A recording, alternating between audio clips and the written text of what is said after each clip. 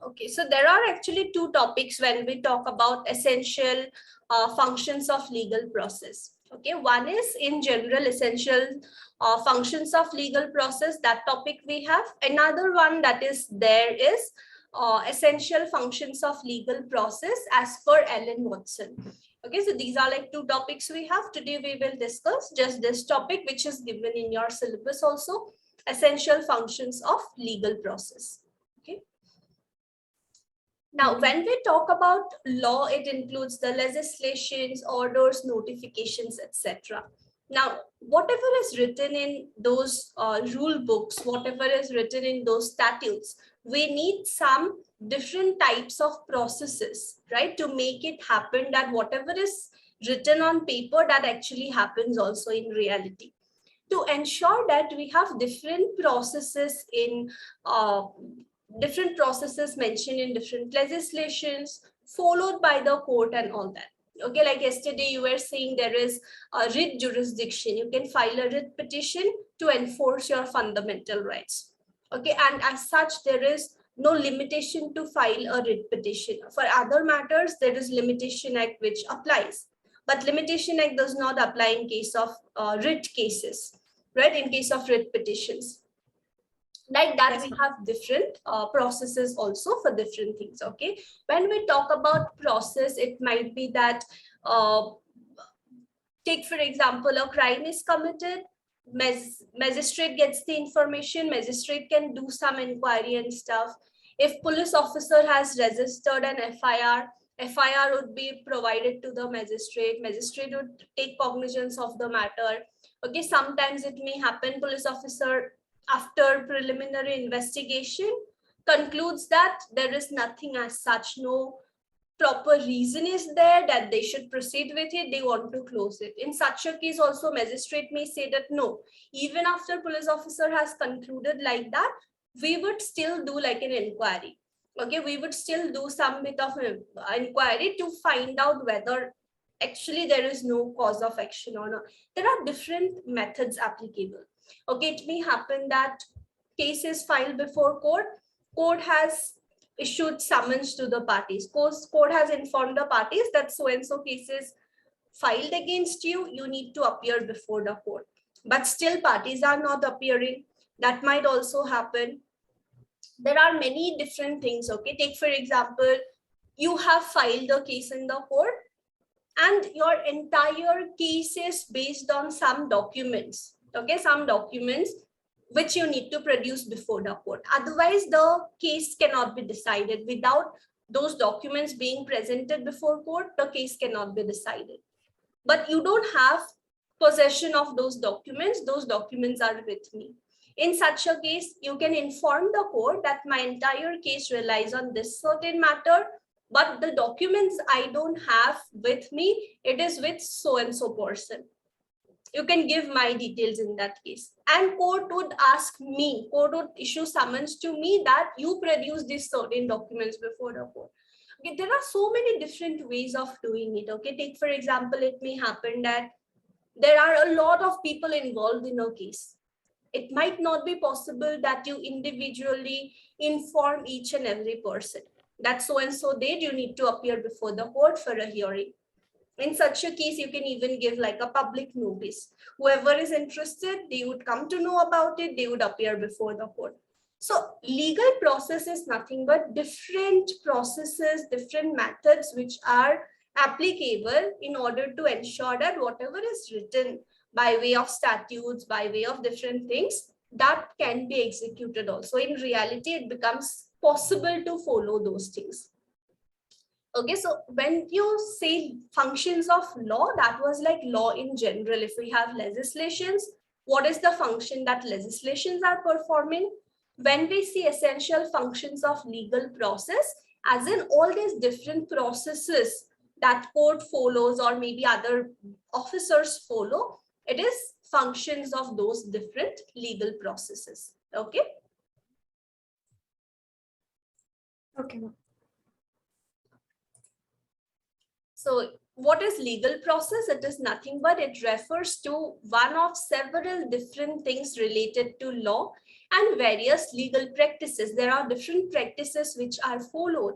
It varies from civil to criminal case. It varies from which court the case is being filed. What is the nature of that particular case? A lot of things are there which would help in deciding which process will be followed in a certain case. One of the most common usage of the term is to refer to processes or procedures which are followed during a legal case. Like I said, if you are filing a case and you are mentioning your entire case is dependent on a certain document, but still you don't have possession of it, you inform, you give details of me, and then court asks me. This is nothing but what is the process followed in a legal case, right? Or it might happen that you have filed a case against me and court also issued summons and everything. After filing the case, court decided a date of hearing also. You are not appearing in the court only. I appeared in the court, but you are not appearing. As in, you filed the case, after that you are completely ignoring the matter. In such a case, what the court will do? Or it might happen that you have filed the case against me, court issued summons to me, court informed me that so and so case is filed against you, you need to appear before the court on this date, but still I am not appearing. What process will be followed in that? Okay, these are nothing but different legal processes that are followed during a legal case, such as a civil or a criminal case that is tried in a court of law. There are different courts, different hierarchy of courts also we have. How or where is it that the case will be filed? Based on that, it will be decided. The term can also be used to refer to serving of summons or court order upon a person. Like I said, court may issue summons, because if you are filing a case against me, you would not take my permission, right? If you are aggrieved, you would simply go and file the case. Then how would I know about it? Court will issue me summons, right? Or court may pass some orders also. Many times it happens, a case is pending in the court, in between also court may pass some orders. Finally, when a case is decided, that time also court may pass an order. Okay, these are nothing but again different legal processes, which is often done by a court appointed individual or private company. Recently, are you aware there is all this protest going on regarding KSLU examination? Yes, ma'am. You have seen, right? Since last year, there was a lot of protest going on because classes were online. So many students complained that in online they were not having access to internet and stuff. They were not able to attend classes. So exams should be postponed, or maybe without exams, they should be promoted to the next semester and all that, right? And relating to that, case was also filed in Karnataka High Court, right? Yes, ma'am. Few days back, there was a judgment that Karnataka High Court has passed, wherein they also gave an order. This order was given to the university, KSLU. So this is nothing but again a legal process, right? What High Court decided is, yes, there are students who has actually suffered problems. So what you do is give them 2 chances to appear for the same exam. Okay, give them a chance to improve their marks if they want to. That is nothing but an order passed by court, right? Sometimes court may pass an order that this is an illegal construction, you need to stop the construction right now. That is also nothing but it. So there may be different orders also, that is also falling under legal process, which is often done by a court appointed individual or private company.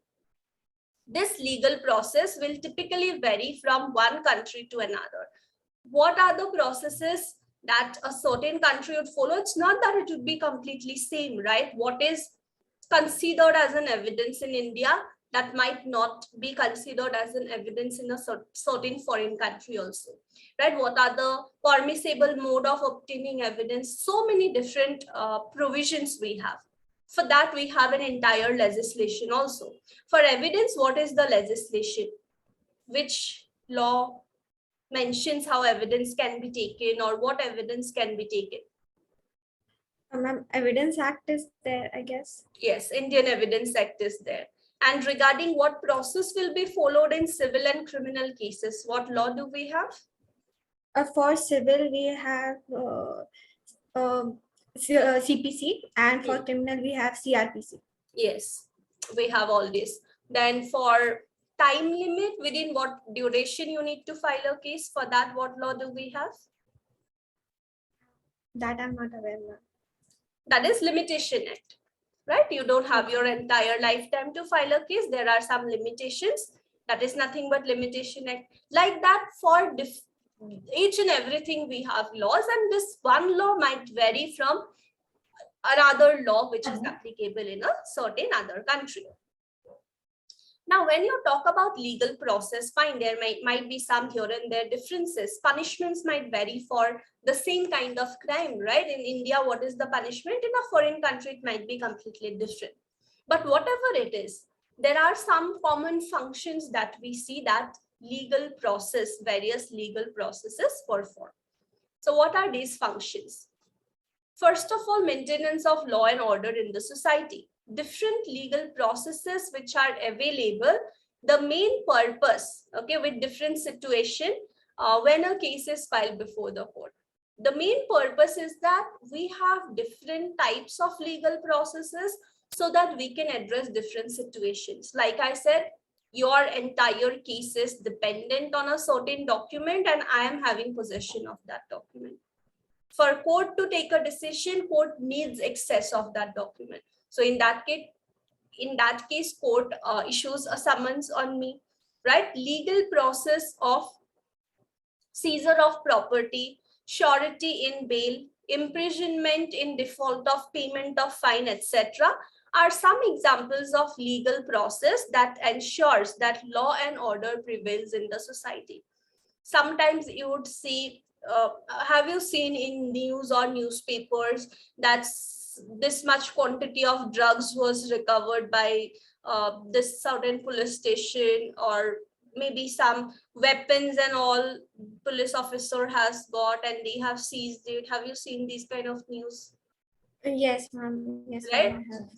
So most of the times what happens, seizure of property, whatever is the property that is involved, right? That property would be seized by the police officer or by the court, right? Mostly you would see police officer seizing certain properties. It would happen that when police officer goes to like a crime scene, they would collect all the evidences, right? Whatever mobile phone they would get, whatever they are getting as a form of evidence, they are collecting all that stuff. Okay, same ways it might happen that sometimes, right, you would see for maybe import and export. Okay, maybe I was importing something. Okay, I was importing something, maybe some grains and stuff. I was importing from a foreign country, but now I was caught in customs office that I have not paid the proper customs, or maybe my declaration was not proper or something, right? And my property was seized. Now what happens, these grains and stuff, right? These are perishable.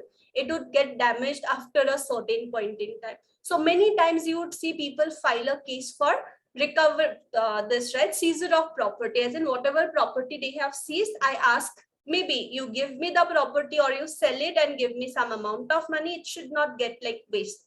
It should not become like a waste, right? That also there are cases filed under CRPC. Also we have provisions. So seizure of property is also nothing but a legal process. Same ways, when a person is released on bail, you would see there would be lot many conditions which will be mentioned. The person needs to satisfy those conditions, then only he would be released in bail. If he violates any of those conditions, his bail may be cancelled also. He may again be arrested by the police officers. Okay, have you seen that recent Aryan Khan bail case? Yes, ma'am, I've heard of it. I did not read the whole thing, but yes, I'm aware of it. Okay, so in news, have you heard what were the conditions that were imposed while giving him bail? No, ma'am, I did not. You have not heard. Okay, so that is an interesting case where lot many conditions were imposed. Okay, and as such, what would be the condition? That depends on who is the accused person. in what situation he is, everything would be taken into consideration. Okay, these conditions would vary from person to person. So I think I have it also. Yeah, this is the case. This was the case, Aryan Shahrukh Khan versus Union of India and another criminal bail application. Bombay High Court it was, right? So these is like the order copy where a lot many conditions were imposed. I'll just show you the conditions. Say that he needs to give his attendance in NCB office every Friday between this particular time that he is in the city. He need to attend if there is any hearing or anything going on in court, he need to attend that. He need to help in the investigation process. He should not try to talk to other accused. Then there was also some amount which he had to pay. Ma'am, does it also involve the previous criminal record or something to give bail? Does that also matter?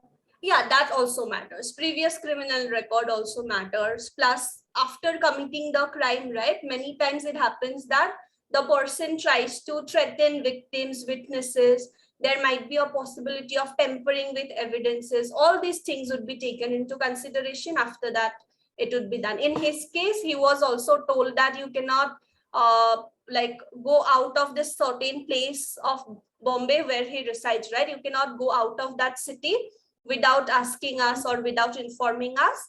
Plus, you need to surrender your passport because there is a possibility, right, that he may flee to some other foreign country also. So for him, it was imposed that you need to surrender your passport also. Like that, different conditions would be imposed. Some, I think some 10 lakhs rupees or some surety was also paid. One amount by him, another one by Juhi Chawla, if you are aware.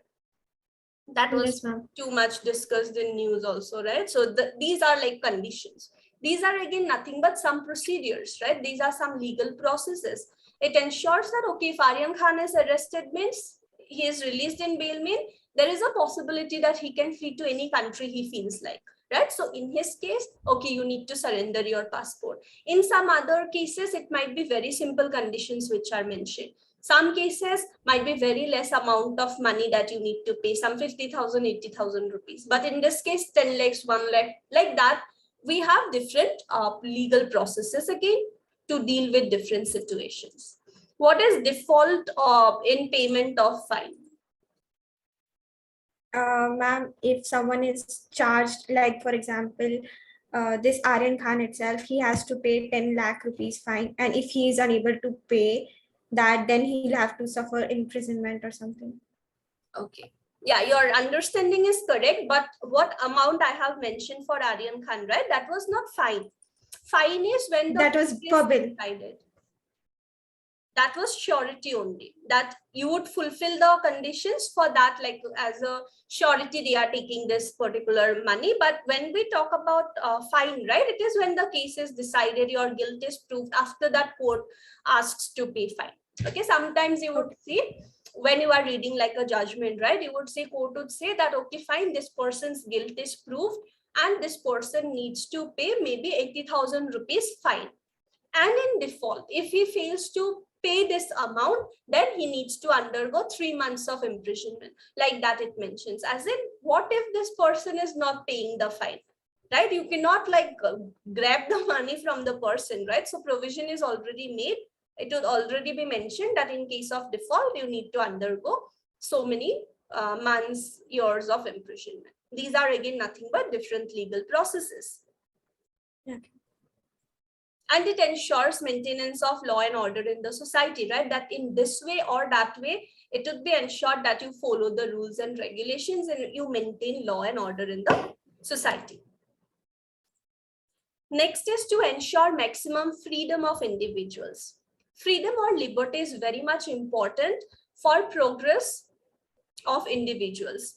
Thus, different legal processes like preventive detention, etc., are applied to ensure that people can live peacefully in the society and can exercise their freedom. Now, freedoms are also very much important, right? We need to be able to enjoy our freedoms for our progress, for our well-being, right? So how would it be ensured that we are having freedoms? We see under Constitution of India, we have provisions like fundamental rights, some other statutes, we have statutory rights. All these are also nothing but some ways, right? And if something is violated, we would go to court. Court can issue some guidelines and stuff also.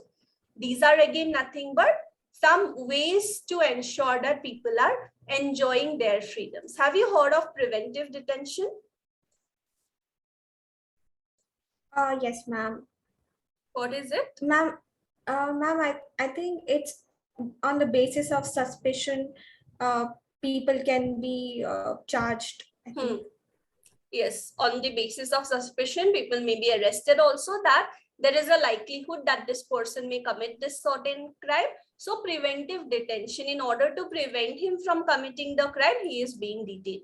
These are also nothing but some legislations, right? When we see that, okay, this person may commit some wrong, which is like a very serious crime or something, per person is previously only arrested. As in, we are ensuring that people are able to live peacefully in the society. This is also nothing but a type of legal process that we follow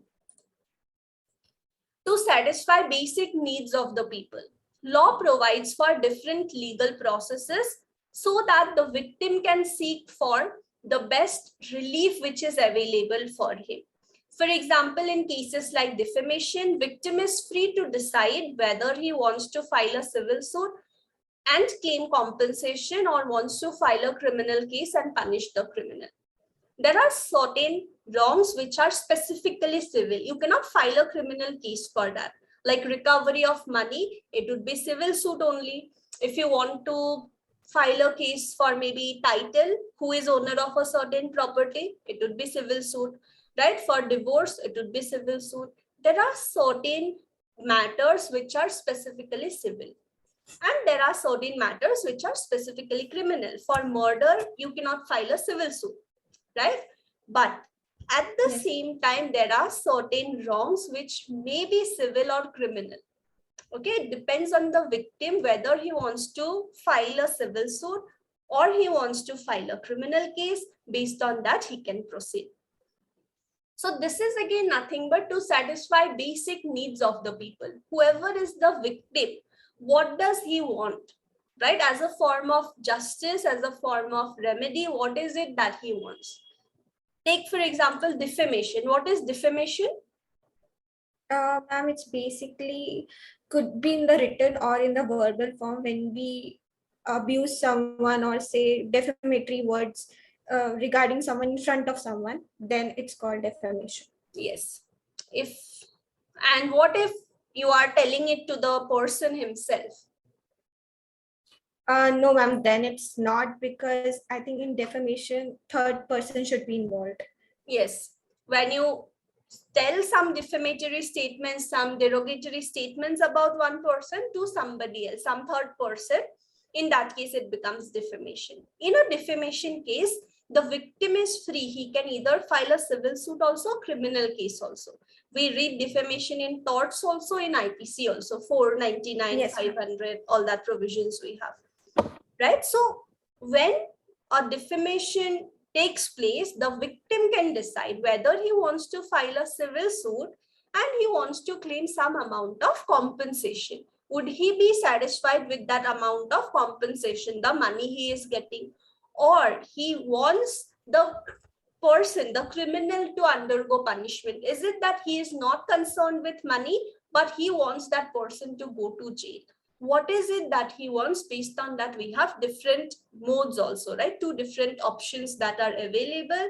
Victim can take a decision for himself, right? Yes. Have you heard of this case, Whitehead Junior defamation case? No, ma'am. Whitehead Junior, have you heard of it? Yes, ma'am. I think it's a website to teach children coding, you know. Yes, to teach children coding. And do you know Byju's? Yes, ma'am. Yes. So what happened is Whitehead Junior was bought by Byju's for 300 million US dollar or something for a very big price. It was bought by Byju's. Okay. After that, what happened was there was an engineer who was like doing a bit of research, and he came to know that this company is just simply making profit. As such, from a very young age, it's not necessary that you need to learn coding for like 5-6 years. You can learn it at a later stage also. Okay, so he was not very much in favor of the company. So on social media, right, he started posting like negative remarks of the company, pointing out what is the truth, okay, to parents, that you need not worry about your kids when they are still 4-5 years. They can learn it at a later stage also.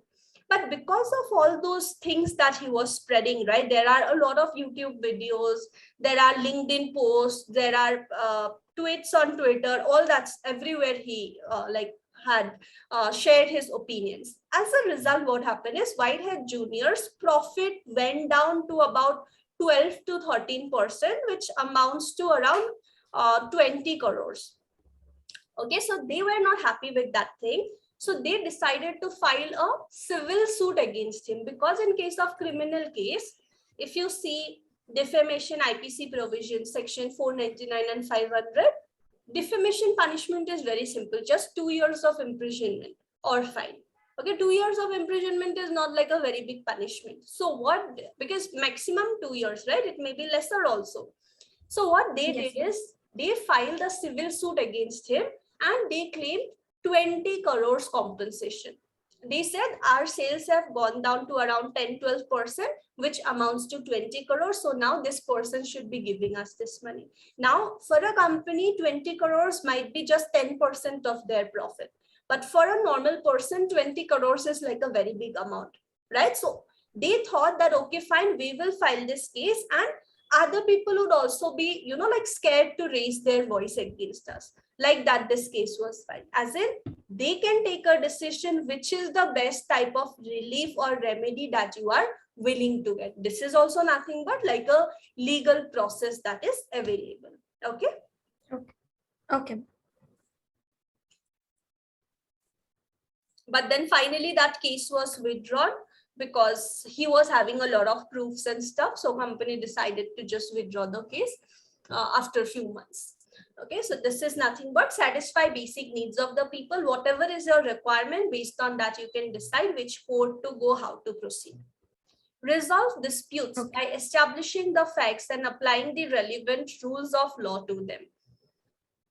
Law punishes a person only when his guilt is proved beyond reasonable doubts. To prove the facts, different legal processes are available, like examination of witness, summons for production of documents, etc. These ensure that parties to the case are not able to take advantage of any situation. So the main purpose of law is to resolve disputes, like we discussed yesterday. How it would be done? By establishing facts. That's why you would see there is like law do not see emotions or anything, right? Law would not see who is the other person. It purely decides the case based on evidences, based on the facts presented before the court, right? So court would take into consideration the facts and try to apply the law in that given situation and give a decision. So what happens is, whenever you want to prove someone's guilt, you need to prove it beyond reasonable doubts. If there is slightest of doubt also, right, court may release that person, court may acquit that person, saying that there is doubt whether he has committed the crime or not, so he is being released. He is getting benefit of doubt on the ground of benefit of doubt, because his guilt could not be proved beyond reasonable doubt, he is being released. Like that also it happens many cases. Okay, so what happens is, we have different processes also applicable that ensures whatever facts are presented before the court, those are like genuine facts. It's not like anybody is coming before the court and saying anything. Yes, ma'am.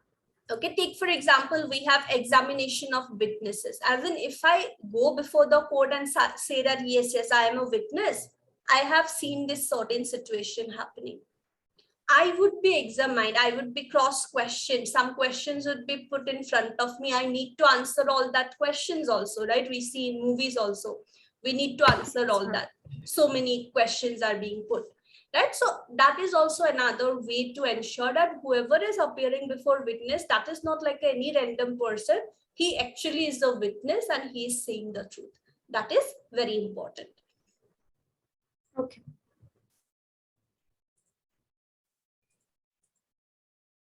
I think there was like one,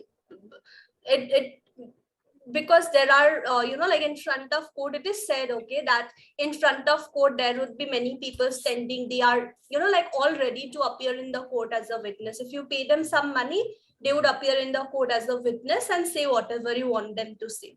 Okay. So it was said that there is one disputing party. They wanted like a witness, okay, regarding some birds. Okay. They were having like a bird that someone stole or something happened. They filed the case. So they were willing to get some witnesses. They hired one person. They paid him some money and said that, okay, come with us and say that, yes, this person only has taken it from us. He went to the court and he gave his statement. Then court asked him, okay, tell us how big was it? He said, okay, it was like this big. Then court said, okay, bird is this big. He was like, no, let me bring my another hand. It was like this big. When he came to know about that, okay, it was a bird. So witnesses, when we say, a lot of things would be seen there. Many times we see that witness might be completely fake only. Sometimes it happens that he is a genuine witness. He has seen the situation happening, but then later on he changes his statement because he was threatened by the defendant, might be. Right. So a lot of situations happen. For all this, we have provisions. For protection of witnesses also, we have provisions. Okay, summons for production of documents, like I just now mentioned. If I have the documents, you are filing a case, court would ask me to produce that. All these are again nothing but different processes. These ensure that parties to the case are not able to take advantage of any situation. It should not happen that we are taking advantage of any situation, right? All these processes are applicable. And then a conclusion that different legal processes are meant to perform different functions in the society. The ultimate purpose of having these different legal processes is to address any conflict or violation of rights so that justice can be served. That is the main purpose. Because we may have different situations taking place, we have different legal processes available. Yes, ma'am. Okay, is it clear? Yes, ma'am, it's clear. Ma'am, will you teach the Allen Watson ones also? Yeah, I will teach that also. Okay. Yeah.